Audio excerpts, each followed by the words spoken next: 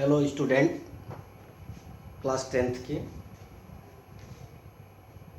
सभी बच्चे ध्यान देंगे कि बहुपद आप लोगों ने 9th में पढ़ा है, लेकिन बहुपद की परिभाषा उसी प्रकार हम देंगे क्योंकि ये सेकेंड इकाई है।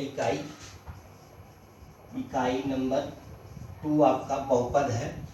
बहुपद की परिभाषा हम कहते हैं कि ऐसा बीजीय व्यंजक जिसमें एक चर तथा अचर की घात पूर्ण संख्या हो, उस बीजीय व्यंजक को बहुपद कहते हैं, जिसे हम निम्न प्रकार लिखते हैं। तो यहाँ पे आप लिख सकते हैं कि P x equal to A0 A2 NR, इसमें A1 A2 A3 कोई वास्तविक संख्या यानी उसको हम अचर पद कहते हैं, और चर क्या है? यक्स है। चर में इसमें क्या है? यक्स। तो आप इस रूप में लिखे हुए व्यंजक को, जो इस रूप में लिखा जाता है, इस रूप में लिखे व्यंजक को हम क्या कहते हैं? बहुपद कहते हैं। जैसे आपने देखा P x square 4x plus 7 equal to, इसमें बहुपद में चर क्या है? यक्स है। अचर पद क्या है? अचर पद आप लेंगे 4 7, ठीक। और चर पी एक्स चर एक्स का बहुपद है। इस पी एक्स को कहेंगे, पी एक्स क्या है? चर एक्स का एक बहुपद है, एक बहुपद है। ये बहुपद की परिभाषा होती है। बहुपद में चर की घात सदैव पूर्ण संख्या 0 1 2 3 होनी चाहिए और चर आपका यक्स हो। इसके अलावा चर को हम परिभाषित करते हैं और भी रूपों में लिख सकते हैं। जैसे मान लीजिए आपने ये लिखा है, तो आपको इसको इस एग्जाम्पल के तौर पे देखेंगे, कहेंगे क्या? जैसे x square P y equal to y square plus 3y plus 7 हो, तो इसमें क्या है? चर क्या है? y। चर क्या है? y। ऐसे मान लीजिए पी यस हो, तो yes square plus 2s plus 6 हो, को भी यस क्या है? इसमें चर क्या है? यस है। चर क्या है? यस है। तो किसी भी पॉलिनोमियल में किसी भी बहुपद को हम p के रूप में लिखते हैं। s square plus 2s plus 6 अगर ये है तो ये बहुपद है। अब ये बहुपद आप जानेंगे किसी भी रूप में लिखेंगे, डायरेक्टली आप ऐसे भी लिख सकते हैं कि मान लीजिए pt 3t cube plus 4t square plus 3t, ऐसे भी ये क्या है? बहुपद है। यह क्या है? बहुपद है। यहाँ पे कोई संख्या 1 2 जो भी लिख रहे हैं, इसमें चर क्या हो जाएगा? चर t हो जाएगा, ठीक।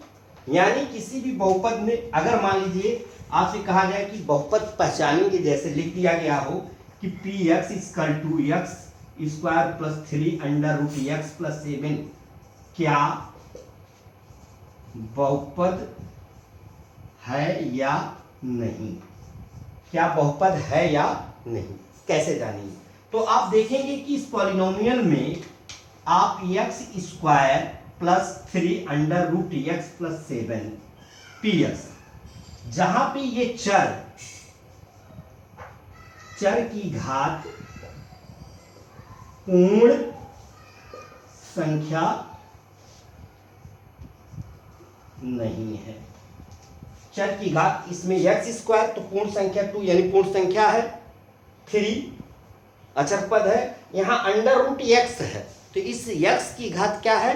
पूर्ण संख्या नहीं है, परिमेय व्यंजक परिमेय संख्या हो सकती है, इसलिए कहेंगे यह बहुपद नहीं है। बहुपद किस रूप में होगा?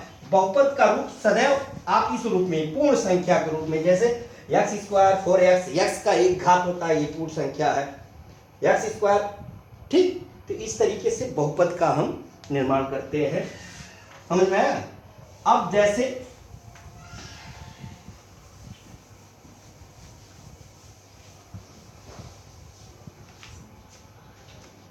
बहुपद की घात, बहुपद की घात कैसे कहेंगे? बहुपद की घात, किसी भी बहुपद में चर के अधिकतम घात को बहुपद की घात कहती है।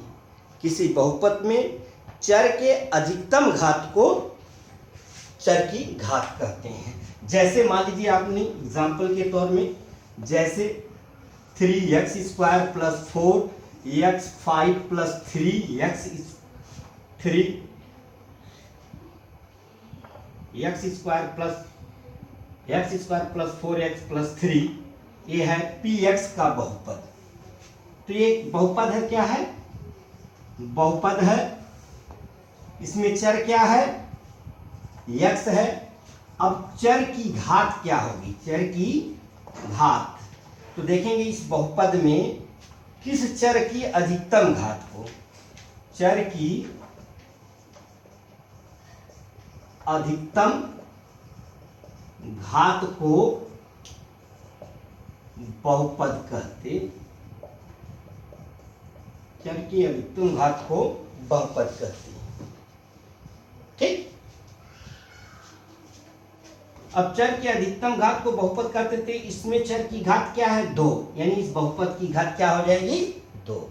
ऐसे मान लीजिए दूसरा है कि 3t³ plus 4t square plus 3t plus 4, ये है pt, पॉलिनोमियल ऑफ t, यानी t के पदों में है। इसमें चर क्या हो जाएगा?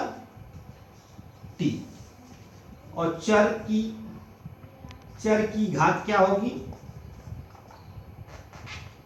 चर की घात क्या होगी? सबसे अधिकतम स्क्वायर, यानी 3 हो जाएगी। ठीक।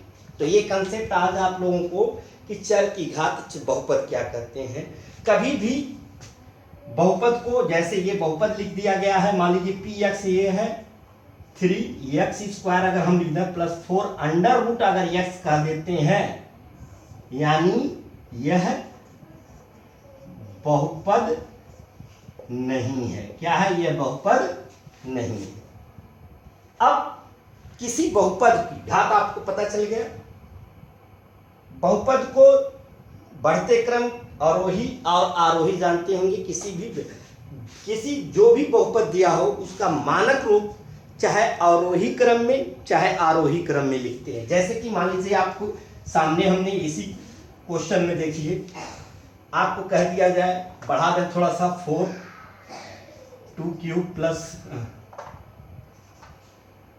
4 बहुपद है।